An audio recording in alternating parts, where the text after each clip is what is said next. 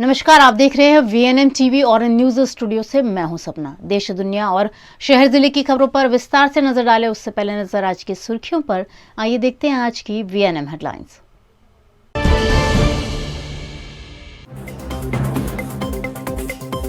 1 जनवरी से 6 देशों के लिए RT-PCR टेस्ट जरूरी, 72 घंटे पुरानी रिपोर्ट होना जरूरी।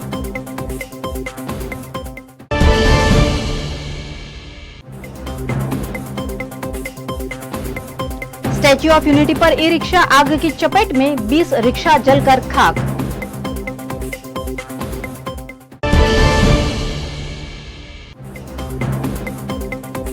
और वडोदरा में 8 जनवरी को होगी MG वडोदरा इंटरनेशनल मैराथन, सबसे बड़ी हेरिटेज मैराथन का आयोजन।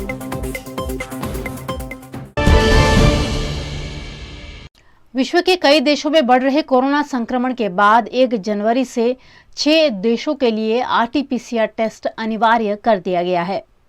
भारत में कोरोना के बढ़ते मामलों के बीच चीन समेत 6 देशों से आने वाले यात्रियों पर अगले हफ्ते से सख्ती बढ़ाई जाने की तैयारी है। केंद्रीय स्वास्थ्य मंत्री मनसुख मांडविया ने कहा कि चीन, जापान, दक्षिण कोरिया, हांगकांग, थाईलैंड और सिंगापुर से आने वाले पैसेंजर्स के लिए 1 जनवरी 2023 से नेगेटिव RT-PCR टेस्ट रिपोर्ट अनिवार्य कर दिया गया है। इन पैसेंजर्स को यात्रा से पहले अपनी 72 घंटे पुरानी negative RT-PCR test report air Suvidha portal पर अपलोड करनी होगी। इधर आधिकारिक सूत्रों ने बताया कि कोरोना की एडवांस तैयारियों को लेकर मनसुख मांडविया और फार्मा कंपनियों के बीच वर्चुअल मीटिंग भी हुई। वहीं serum institute of India SII ने केंद्र सरकार को कोविशील्ड की 2 करोड़ डोज फ्री देने की घोषणा की है। केंद्रीय स्वास्थ्य मंत्रालय ने कहा कि जनवरी के मध्य में भारत में कोरोना के मामले बढ़ सकते हैं। पिछले ट्रेंड्स के एनालिसिस के बाद ये माना जा रहा है कि अगले 40 दिन देश के लिए मुश्किल होंगे। सूत्रों के मुताबिक देश में कोरोना की एक और लहर आ सकती है। ऐसे में सभी राज्यों और केंद्र शासित प्रदेशों में स्वास्थ्य सुविधाओं की समीक्षा की जा रही है।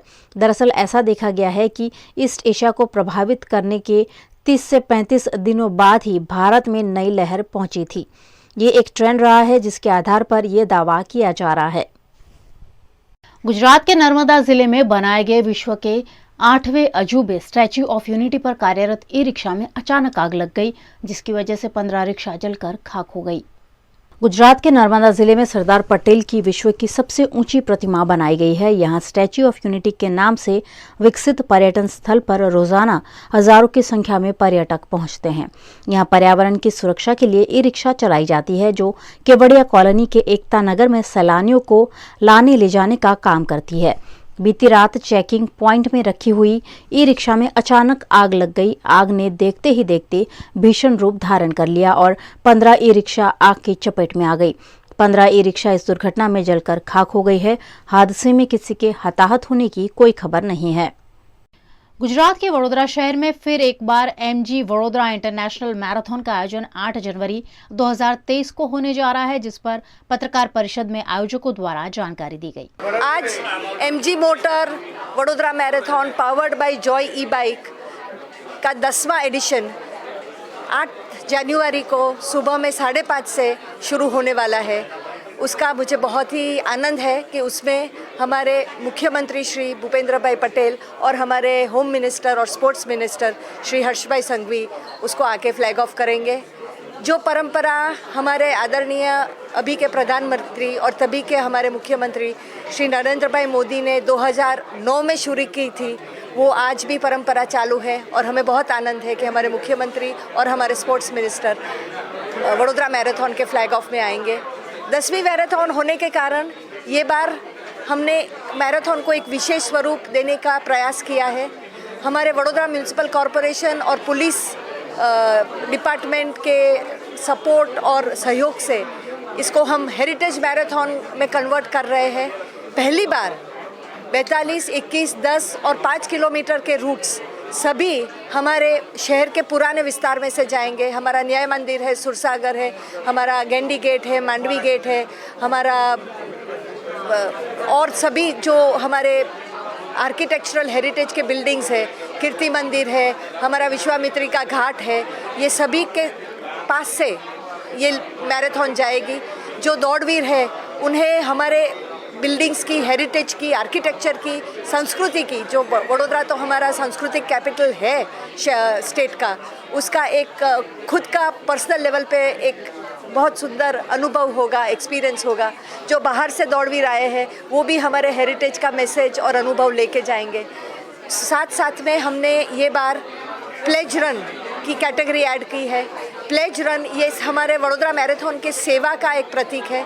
यहाँ हमारे सिटीजन्स में जो नामांकित सिटीजन्स है, लीडिंग सिटीजन्स है, वो अलग अलग सोशल कॉजेज़ और सिविक कॉज के संदेश को लेके भागेंगे। ये उनके जो अलग NGOs है या उनके ऑर्गेनाइजेशन के खुद के जो सिविक कॉजेज़ है वो उनको लेके आगे चलेंगे और लार्जर ऑडियंस तक उनका संदेशा जाएगा। साथ में जो भी उनके दौड़ रहे हैं तो उनके तरफ जो कंट्रीब्यूशन करना चाहते हैं अपने सर्विसेज का या अपने रिसोर्सेज का, वो भी कर सकते हैं।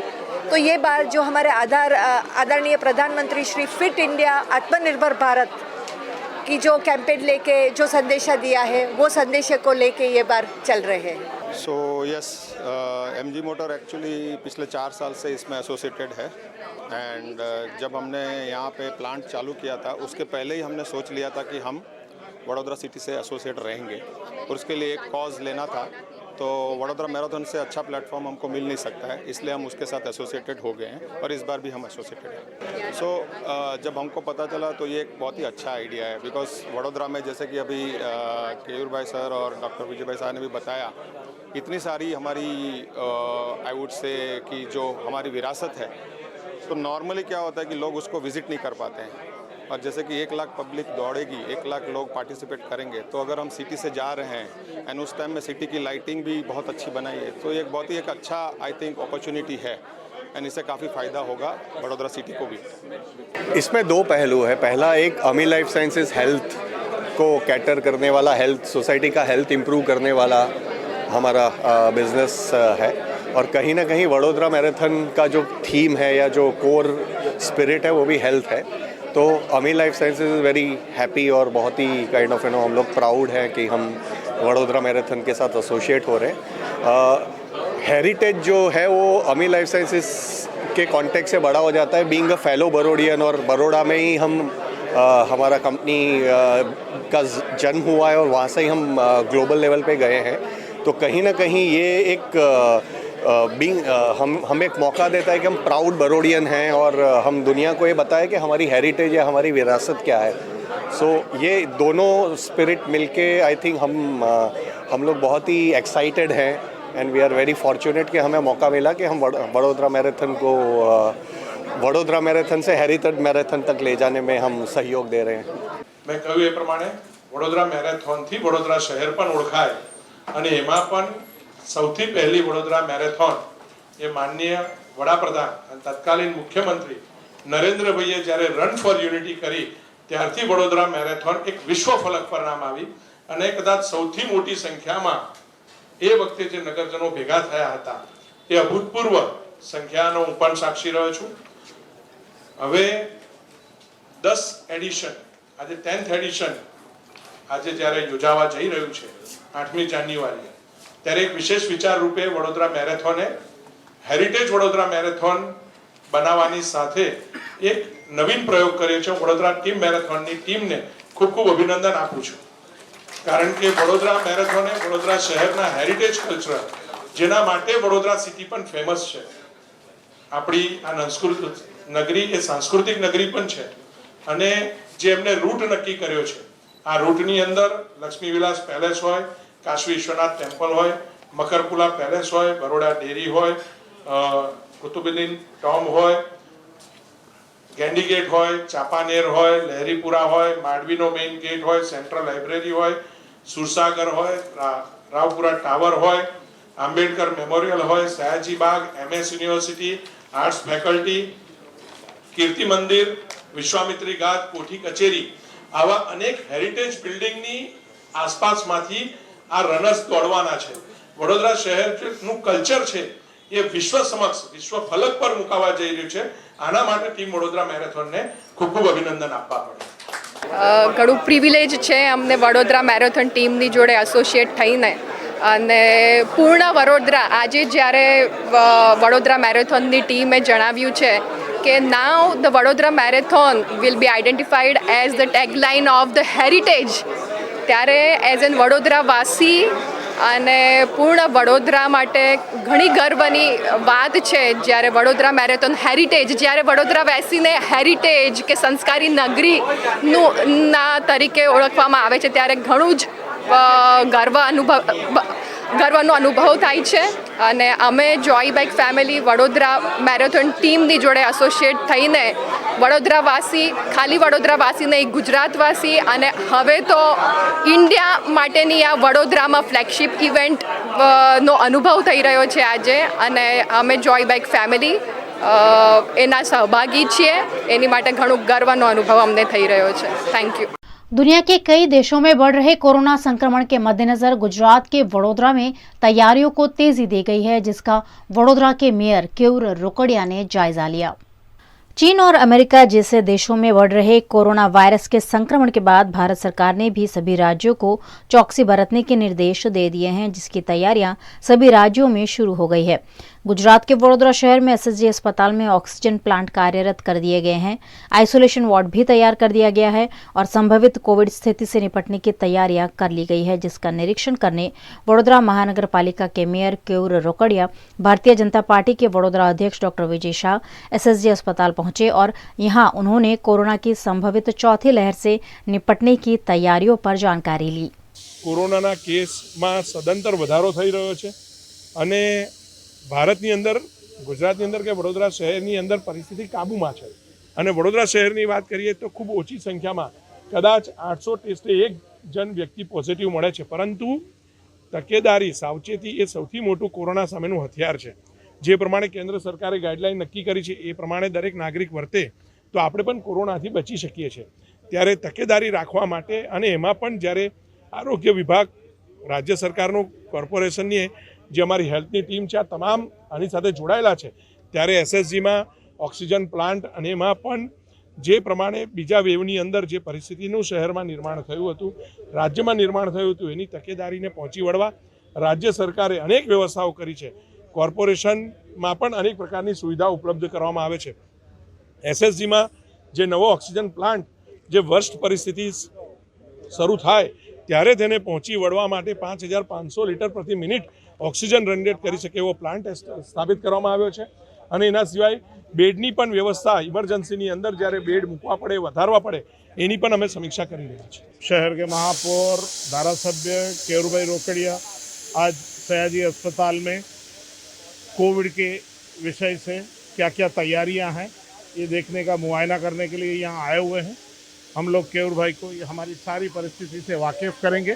गुजरात की वडोदरा की एमएस यूनिवर्सिटी में छेड़खानी और मारपीट मामले के आरोपियों को सयाजीगंज पुलिस ने हिरासत में ले लिया है, जिस पर एसीपी ने जानकारी दी। हाल में एमएस यूनिवर्सिटी में एग्जाम चाली रही है, जे अनुसंधाने फरियादी विद्यार्थी एग्जाम आपी અને ત્યાર પછી કોમર્સ બિલ્ડિંગના છેડા સુધી એમની સહેલી સાથે આવેલી અને ત્યાંથી ચાલતા કોમર્સ બિલ્ડિંગના બ્રિજના છેડા સુધી વડલા નીચે એમના મિત્રો બેઠેલા હતા, ત્યાં જવા માટે ત્યાંથી ક્રોસ થતા હતા. એ દરમિયાન આ ફરિયાદના જે આરોપી છે એમાં અબુ તાલીમ પઠાણ, રિયાઝ કયુમ પઠાણ અને શાહિદ મુસ્તકીમ શેખ, એમને આ વિદ્યાર્થિનીની આંખના ઇશારાથી છેડતી કરી અને એક આરોપીએ એમને નજીક બોલાવવાનો ઇશારો કરેલો અને જે ત્રીજો આરોપી હતો એમને એકીટશે એમની સામે જોઈ અને એમનો પીછો કરેલો. એટલે આ બનાવમાં વિદ્યાર્થિનીની છેડતી થયેલ છે અને જે અનુસંધાને સયાજીગંજ પોલીસ સ્ટેશનમાં ફરિયાદ દાખલ થઈ છે. આરોપીઓને એરેસ્ટ કરવામાં આવ્યા છે, પણ કોવિડ ટેસ્ટ કરાવ્યા બાદ અમને એરેસ્ટની કાર્યવાહી કરવામાં આવશે.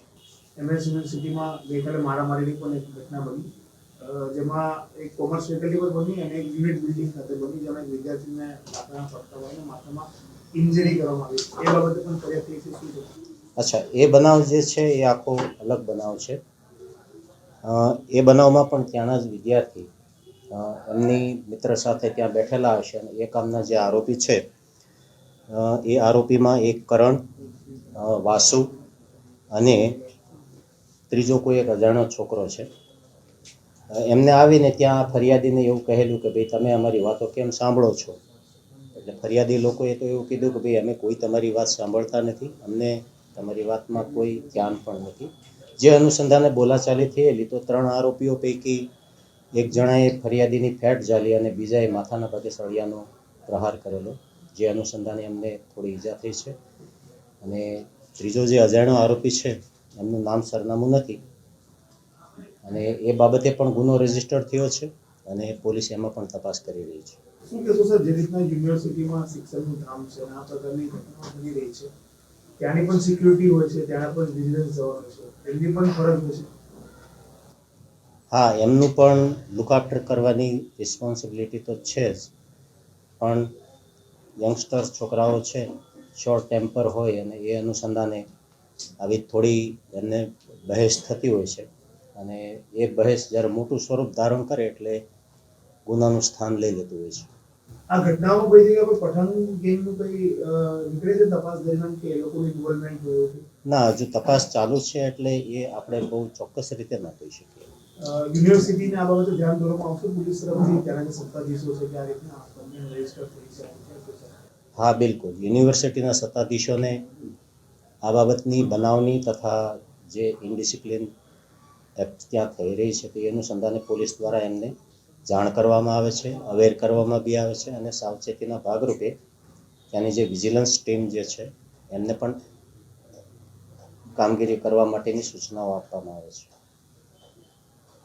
वीएनएम न्यूज में आप देख रहे हैं खबरें। फिलहाल वक्त हो चला एक छोटे से अंतराल का, कहीं जाएगा नहीं, जल्द लौटेंगे कुछ और खबरों के साथ। आप देखते रहिए वीएनएम न्यूज।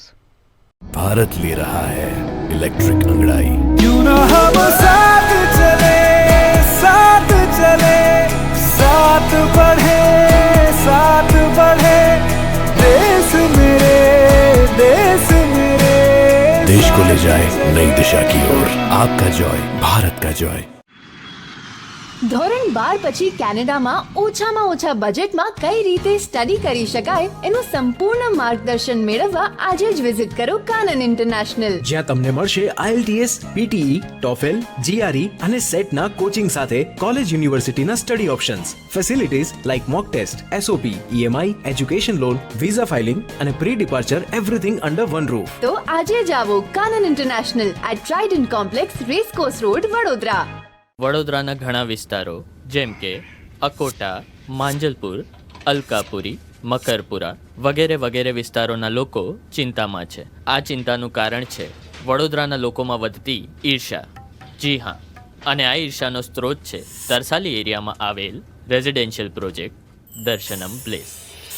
ઘણી બધી એમિનિટીઝથી ભરપૂર આ 2 અને 3 BHK પ્રોજેક્ટ બની ગયો છે નવા ઘર શોધવાવાળા લોકો માટે એક અનોખો અવસર.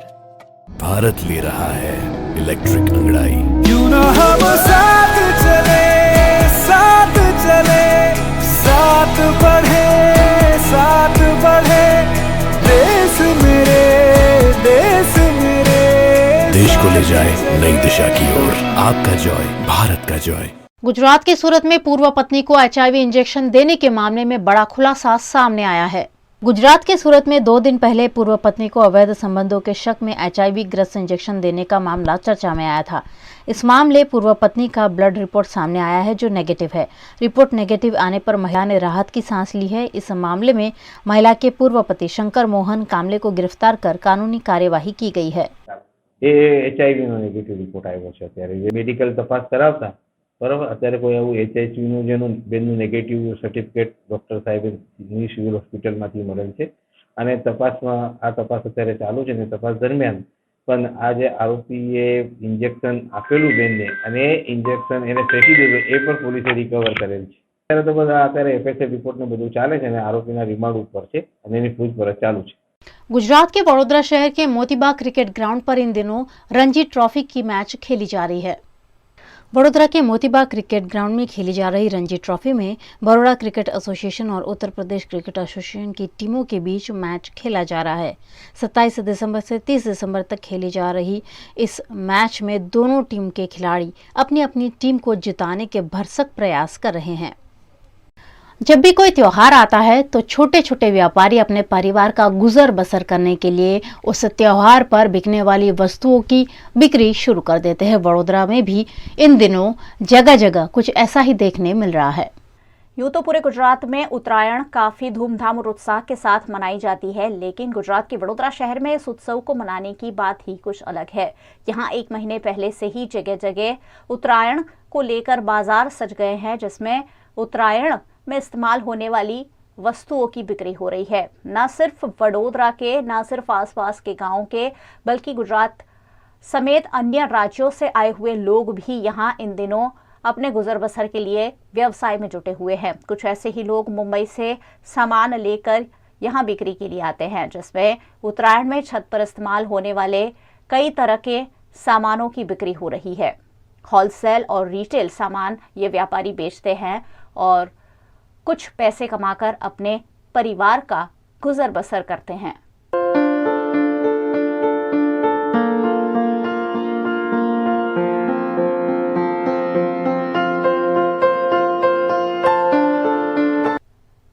पिछले 2 साल कोरोना काल के चलते इन व्यापारियों का कोई व्यवसाय नहीं हो पाया था और इस बार भी कोरोना की आहट लोगों को डरा रही है। इसी बीच इन व्यापारियों ने अपना और अपने परिवार का गुजर बसर करने के लिए व्यवसाय तो शुरू कर ही दिया है। उन्हें आस है कि कोरोना ना आए और उत्तरायण का त्योहार हंसी खुशी मिलजुल कर लोग मना सके, ताकि उन्हें भी उनके व्यवसाय में कुछ फायदा हो। वो माल तैयार करने में हमने 1-1.5 कलाक हो जाता है, सब पैकिंग करने का, सब ऐसा करने का 1.5-2 कलाक जैसा हो जाता हमको फ़ायदा क्या मिलेगा? हमें 1-2 रुपया कमाने का इसमें मिलता है, कुछ कमाने का मिलता नहीं है। 20-25 रुपये का एक घुंघरा बिकता है। और अभी धंधा कुछ कोरोना आ गया सब ऐसे कह रहे, पर करने का क्या? धंधा नहीं करेगा खाएगा क्या? ये हम बनाते हैं, कच्चे माल लाता है हम बम्बई से, फिर कच्चा माल ला के इधर तैयार करके बेचते हैं होलसेल में। हम किसको ग्राहक को उधार में देते हैं, किसका बिकता है किसका नहीं बिकता है तो आधा पैसा देता है, आधा पैसा बाद में देता है। हम ब्याज से रुपया ला के माल बनाता है। अभी पहले जैसा कुछ धंधा नहीं है। लॉकडाउन हुआ तभी से मारा मारी है धंधे का, उसका खाने पीने का वादा हो जाता है। हमारा ये धंधा, दूसरा धंधा है नहीं कुछ। पर अगले साल में भी कुछ नहीं बचा था, मुरी भी नहीं निकला था अगले साल में, तो लॉकडाउन था। तो अभी ये साल में क्या होता है वो देखो। अभी माल तो थोड़ा बिका है, पर अभी धंधा होना चाहिए आगे वाले का, तो कितना पेमेंट देते कितना नहीं देते ऐसा फिर देखना चाहिए अपने को। अभी इसमें हमारा साल भर में इसमें गुजारा जाता है, फिर बम्बई जाके हमारा दूसरा धंधा है कपड़े का, बर्तन का, वो धंधा करते हैं। गुजरात के अहमदाबाद शहर में कोरोना गाइडलाइंस के पालन के साथ 31 दिसंबर से 12 जनवरी तक फ्लावर शो का आयोजन किया गया है, जिसमें देश विदेश के 10 लाख से ज्यादा रंग बिरंगी फूलों को अलग अलग स्कल्पचर के रूप में सजाया जाएगा, जिस पर अहमदाबाद के मेयर किरीट परमार ने जानकारी दी। अहमदाबाद म्युनिसिपल कॉर्पोरेशन છેલ્લા 2013 થી 10 વર્ષથી અમદાવાદ ફ્લાવર શોનું આયોજન કરે છે। છેલ્લા 2 વર્ષમાં કોરોનાના કારણે અમદાવાદ મ્યુનિસિપલ કોર્પોરેશન દ્વારા ફ્લાવર શોનું આયોજન કરવામાં આવેલું હતું। અમદાવાદ શહેરના સાબરમતીના રિવરફ્રન્ટ પર અમદાવાદ ફ્લાવર શો એક આકર્ષણનું કેન્દ્ર છે। માત્ર અમદાવાદના નાગરિકો નહીં પણ પ્રકૃતિ પ્રેમીઓ સમગ્ર ગુજરાત બહારના માણસો પણ આ ફ્લાવર શોને નિહાળવા અને એનો આનંદ લેવા મોટી સંખ્યામાં આવતા હોય છે। આ ફ્લાવર શો 31મી ડિસેમ્બરથી શરૂ થઈ 12મી જાન્યુઆરી સુધી એનું આયોજન કરવામાં આવેલ છે। આ ફ્લાવર શોમાં અનેક એવા આકર્ષણો છે જે પ્રકૃતિ પ્રેમીઓ, બાળકો, સિનિયર સિટીઝનો, તમામ પ્રકારના માણસોને આકર્ષે એવા અનેક આકર્ષણના સ્કૂલો દ્વારા અલગ અલગ થીમ આધારિત આઝાદીના અમૃત મહોત્સવના આધારિત આ ફ્લાવર શોને વધારે પ્રજાનું એક આકર્ષણ અને પ્રજામાં એક એનું વધારે મનોરંજન પૂરું કરવાનો અમદાવાદ મ્યુનિસિપલ કોર્પોરેશનનો આ એક અભિગમ છે. મહેંદીમાંથી બનાવેલ ઓલિમ્પિકને લગતા જુદી જુદી રમતો એ પણ આ ફ્લાવર શોનું એક આકર્ષણ છે.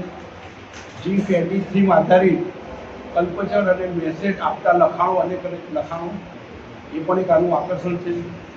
આઝાદી કા અમૃત મહોત્સવ થીમ આધારિત આ સમુદ્ર કલ્પચર જાણવાનું છે. 500 ફૂટની વિવિધ કલરની ગ્રીન વોલ તથા આકર્ષક સેલ્ફી પોઈન્ટો પણ હશે, જે લોકો સેલ્ફી લઈ અને પોતે મનોરંજન મેળવશે. જુદી જુદી સાઈઝના ટાવરની કલ્પચર છે. વોલ સાથે ડોલ્ફિન પણ છે. વાઇલ્ડ લાઇફથી આધારિત જુદા જુદા કલ્પચર પણ છે. સંજીવની પર્વતમાંથી હનુમાનજીની પ્રતિકૃતિ, ધન્વંતરી ભગવાન અને ચરક ઋષિના કલ્પચરો પણ હશે. ત્યાં 10 લાખથી વધુ રૂપા દ્વારા તૈયાર કરાયેલ ફૂલ છોડના પ્રદર્શનરી પણ ત્યાં ઉપલબ્ધ છે.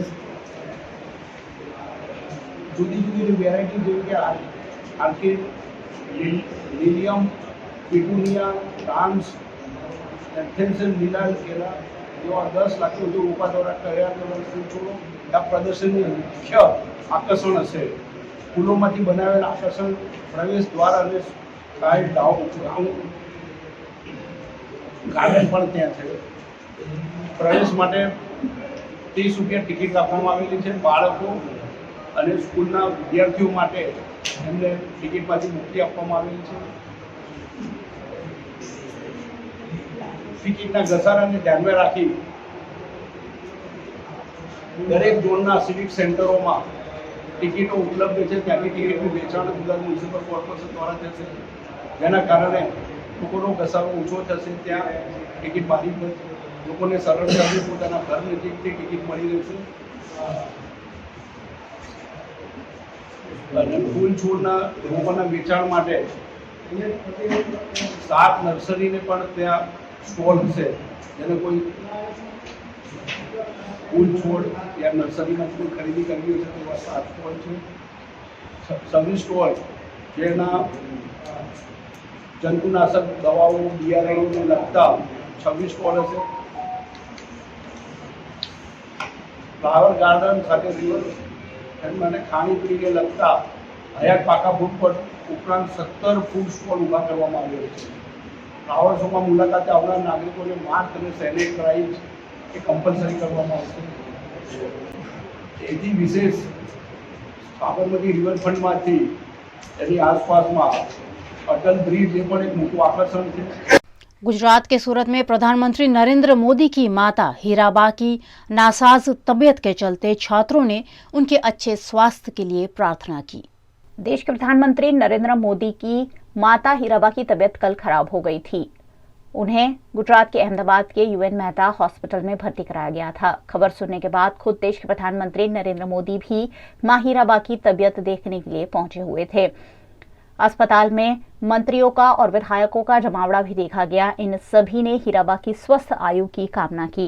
गुजरात के सूरत शहर में भी नगर प्राथमिक शिक्षा समिति संचालित जनाब बहादुर शाह जफर प्राथमिक स्कूल में स्कूली छात्रों ने हीराबा की स्वस्थ आयु के लिए प्रार्थना की.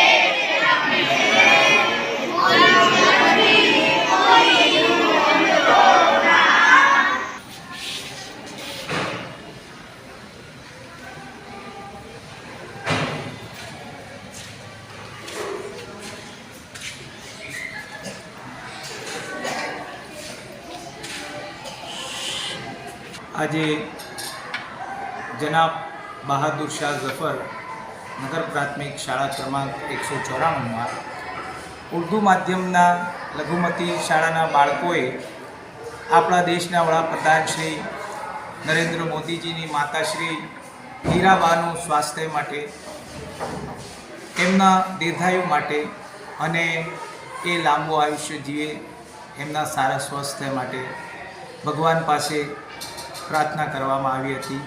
અલ્લાહથી બાળકોએ દુઆ કરી હતી કે તુમ જીઓ હજારો સાલ, સાલ કે દિન હો 50,000.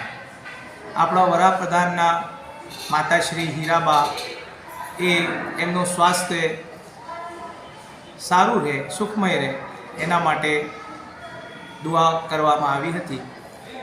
આ ઉર્દુ માધ્યમના બાળકો, નાના ફૂલકાઓએ ખરેખર એમની આંખોમાં એક અજબ તરહનો પ્રકાશ હતું અને તેઓએ સાચા હૃદયથી ઈશ્વર પાસે પ્રાર્થના કરી હતી કે અલ્લાહ એમના આયુષ્ય લાંબુ કરે અને તેઓ સ્વસ્થ થઈ જાય એવી प्रार्थना કરવામાં આવી હતી. गुजरात के राजकोट में 7 जनवरी को भारत और श्रीलंका के बीच आयोजित T20 मैच की तैयारियां सौराष्ट्र क्रिकेट एसोसिएशन पुरजोरों से कर रहा है. गुजरात के राजकोट में इन दिनों भारत और श्रीलंका के बीच होने वाले T20 मैच का उत्साह देखा जा रहा है. सौराष्ट्र क्रिकेट एसोसिएशन द्वारा इस मैच की तैयारियों को तेजी दे दी गई है. 6 जनवरी को दोनों टीम राजकोट पहुंचेंगी. दोनों टीमों को अलग अलग होटल में स्टे दिया गया है. भारत की टीम के कैप्टन हार्दिक पांड्या होंगे. साथ ही ईशान किशन, ऋतुराज गायकवाड़, सूर्य कुमार यादव और संजू सैमसन समेत के क्रिकेटरों को देखने का क्रेज लोगों में दिख रहा है. इसके अलावा शुभमन गिल, दीपक हुड्डा, राहुल त्रिपाठी, वाशिंगटन सुंदर, यजुवेंद्र चहल, अक्षर पटेल, अर्शदीप सिंह, हर्षल पटेल, उमरान मलिक, शिवम अमावी और मुकेश कुमार भी टीम में शामिल है. इस मैच के लिए टिकटों की ऑनलाइन बिक्री 30 दिसंबर से 31 दिसंबर को बुक माई शो की वेबसाइट पर की जाएगी. VNM न्यूज में आप देख रहे हैं खबरें. फिलहाल वक्त हो चला एक छोटे से अंतराल का, कहीं जाएगा नहीं, जल्द लौटेंगे कुछ और खबरों के साथ. आप देखते रहिए VNM न्यूज. भारत ले रहा है इलेक्ट्रिक अंगड़ाई.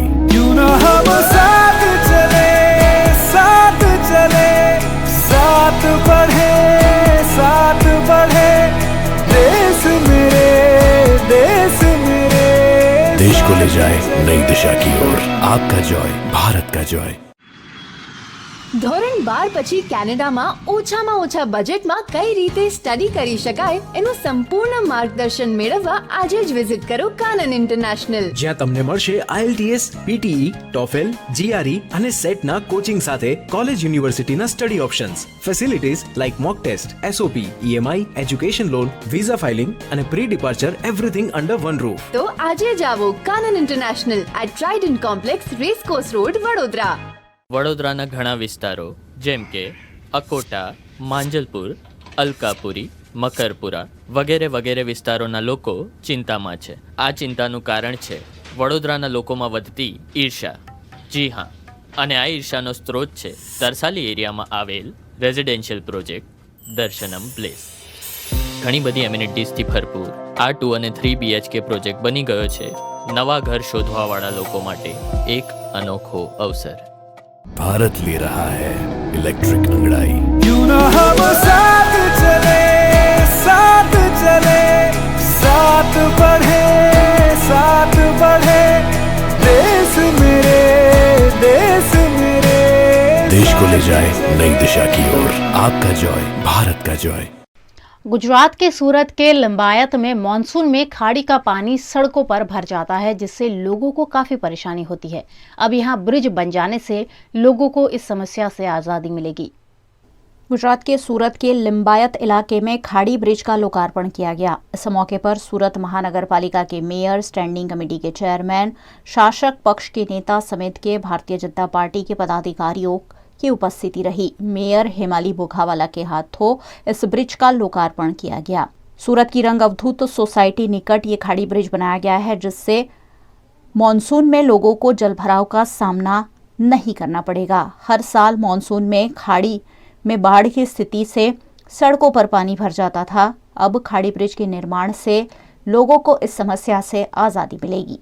જે લિંબાયત અને પર્વત વિસ્તારમાં જો ખાડી છે ત્યાં ખાડી બ્રિજનું એક લોકાર્પણ કરવામાં આવ્યું છે.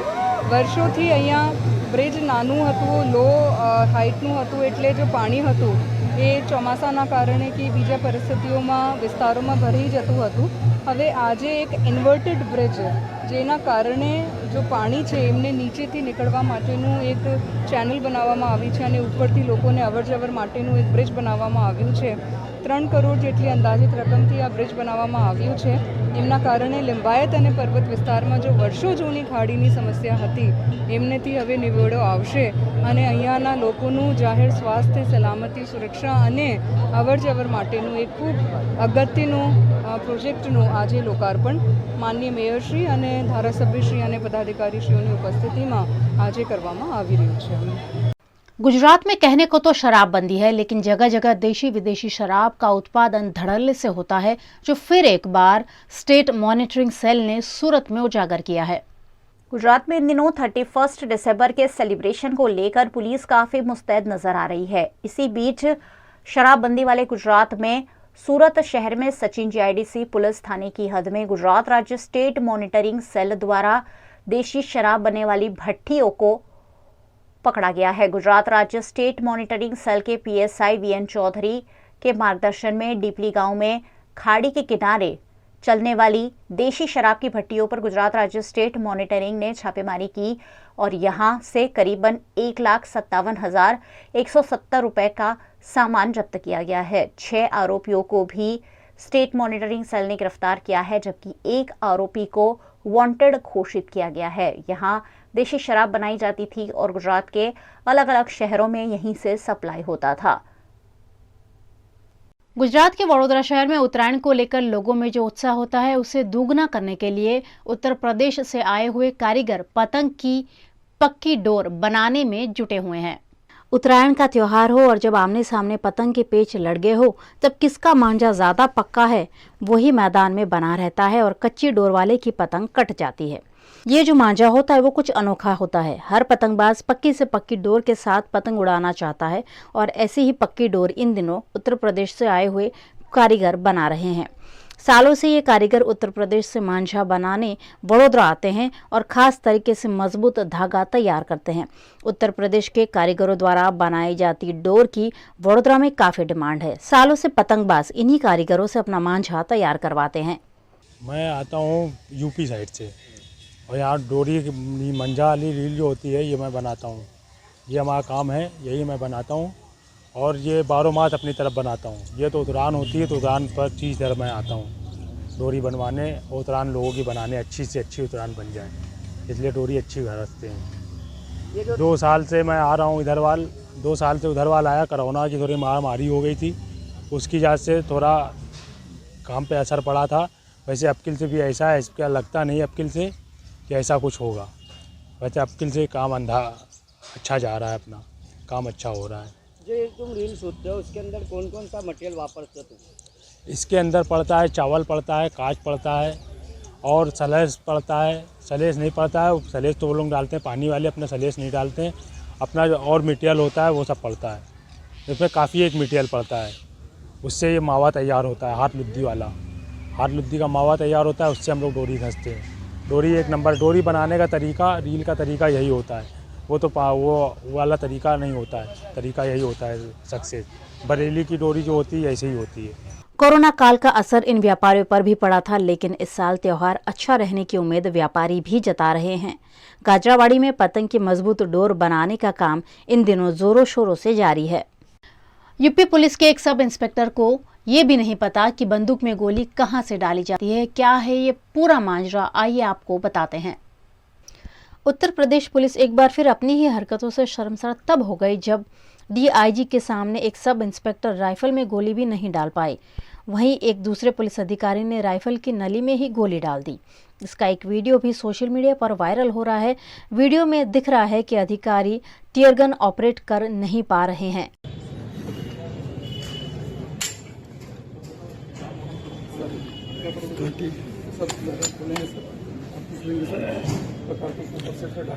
बढ़ा देती ऐसे कैसे डालेंगे तुम डालो डालियो ना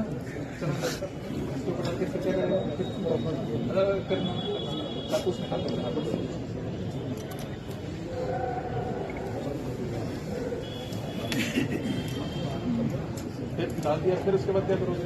गोल्ड चढ़ाएंगे सर, लिस्ट लेंगे सर. दो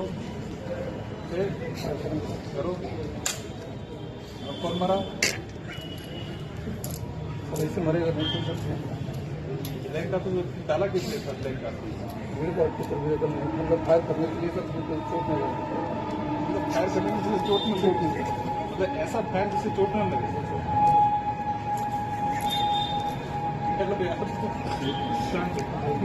ये वीडियो उत्तर प्रदेश के संत कबीर नगर का है, जहां एक आला अधिकारी सब इंस्पेक्टर से बंदूक में गोली डालने को कहते हैं और पुलिस कर्मचारी जो हैं वो बगुले झांकते हुए दिख रहे हैं। आप भी सोचिए, अगर ऐसे पुलिस वाले हो तो नागरिकों की सुरक्षा तो भगवान भरोसे ही होगी।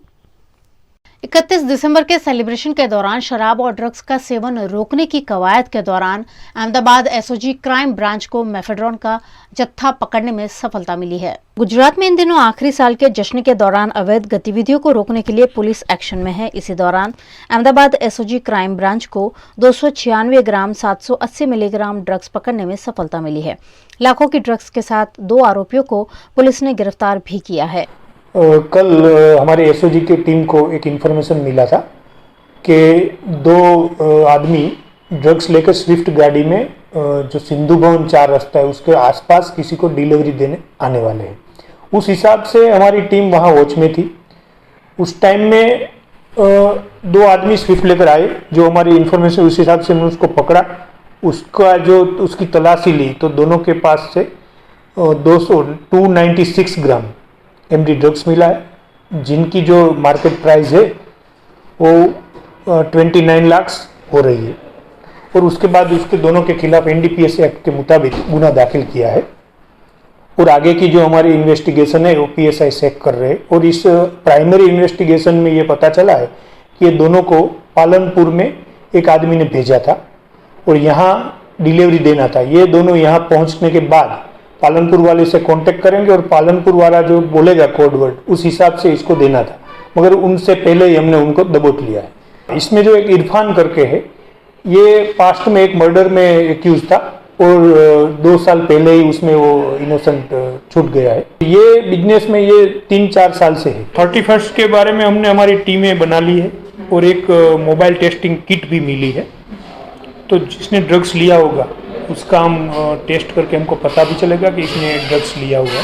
और हमारी टीम का जो पेट्रोलिंग है, हम तकरीबन 4 टीम बना रहे हैं, उसका पेट्रोलिंग भी हम करवा रहे हैं। अभी तक जितने हमने केस किए उस हिसाब से सिंधु भवन रोड पे ये हमारा पहला केस है। बाकी का जो केस है वो रिवर फ्रंट के आसपास है, सीटीएम है, वटवा है, जमालपुर एरिया है, शाहपुर है, अलग अलग जगह पे हुआ है। और वैसे ये वो चीज़ नहीं है इसमें कि कोई ये ठेला लेकर आता है और ऐसे ड्रग्स बेच देता है, ऐसा नहीं है।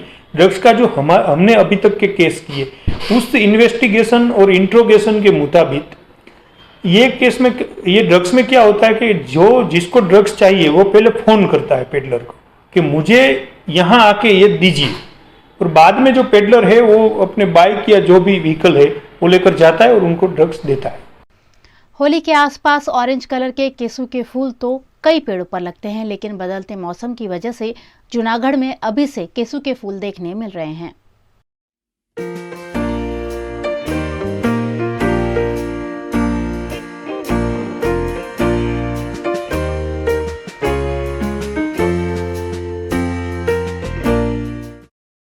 गर्मियों में माघ महीने में या फागुन महीने में केसू के फूल खिलते हैं, लेकिन इन दिनों ग्लोबल वार्मिंग के चलते जूनागढ़ के केशोद में करीब 1.5-2 महीने पहले ही केसू के फूल पर रंगीन फूल देखने मिल रहे हैं।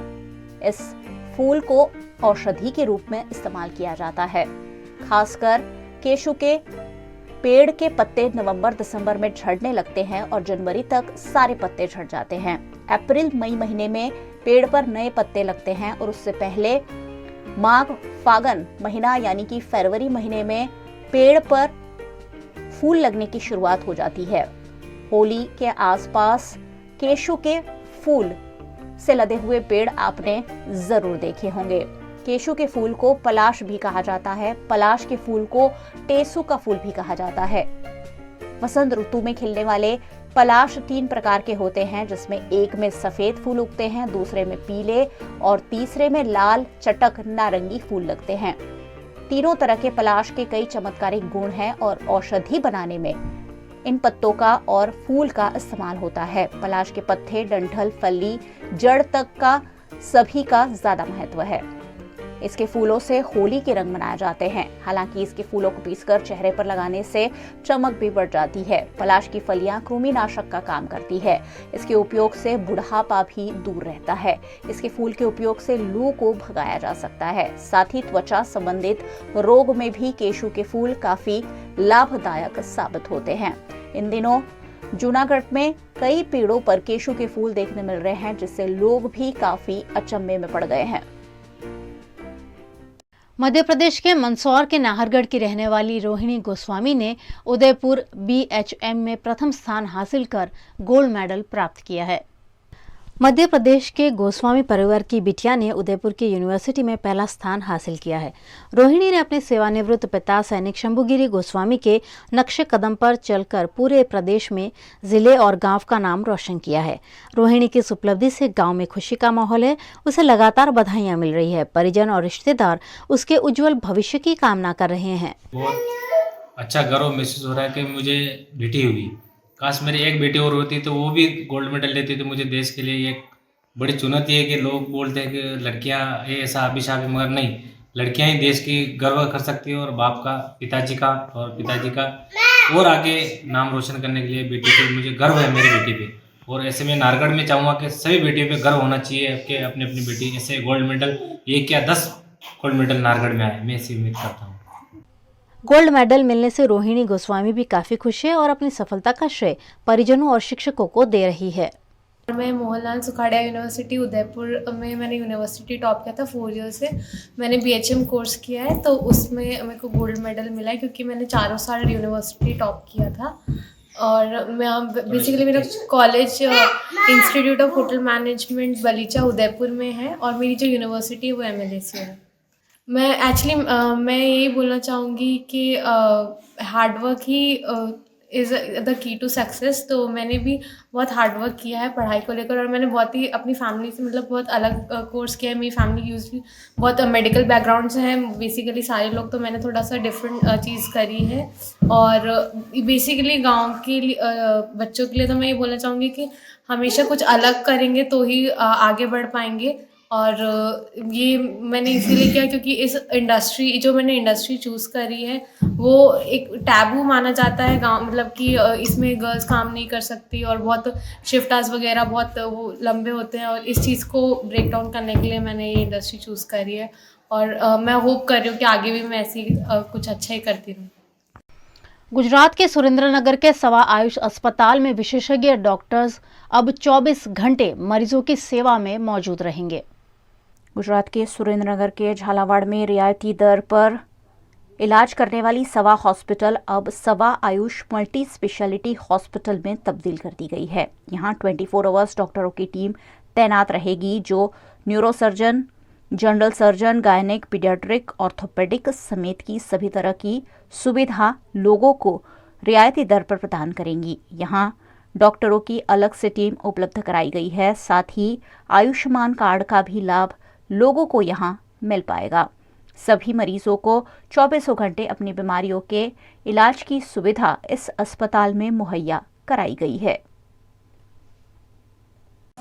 સુરેન્દ્રનગરમાં સવા આયુષ હોસ્પિટલ ચાલુ કરેલી છે, જે સવા ટ્રસ્ટની હોસ્પિટલ હતી એ આયુષ ગ્રુપે સંભાળેલી છે।